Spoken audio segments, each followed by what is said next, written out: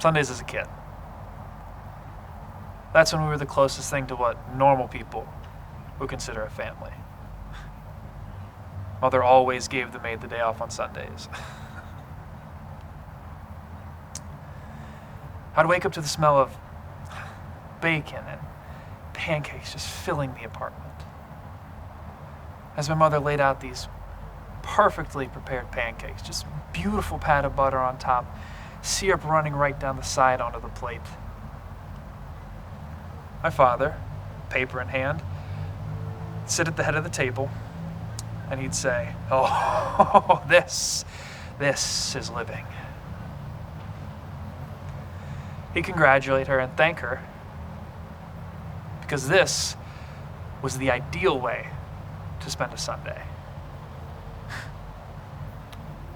And I like that. Then, maybe once or twice a year, a scowl would come across my father's face.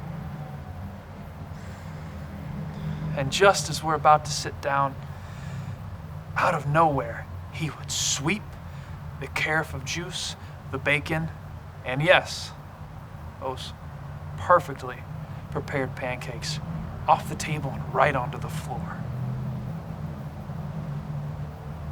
And he'd look at my cowering mother and he'd scream, "What the hell do I look like, a goddamn pancake eater?"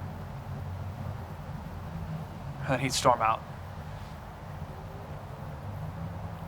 My mother, she would just crumble, fall to pieces.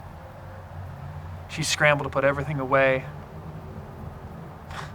back to the way she thought he wanted it to be.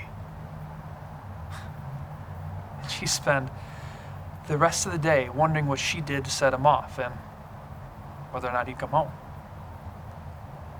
Eventually he did. And she would apologize to him. No, but that's not the punchline. The punchline was one night when I was about 8 years old. He crept into my room after one of those fractious mornings, and he said to me, "You know why I did what I did today, sonny boy? Keep things fresh and exciting for her, so she doesn't take it all for granted, It's all for her. To make her appreciate the moments that I don't break it all apart." He said to me, "Women have a subconscious desire to be dominated. Remember that, boy. Use it."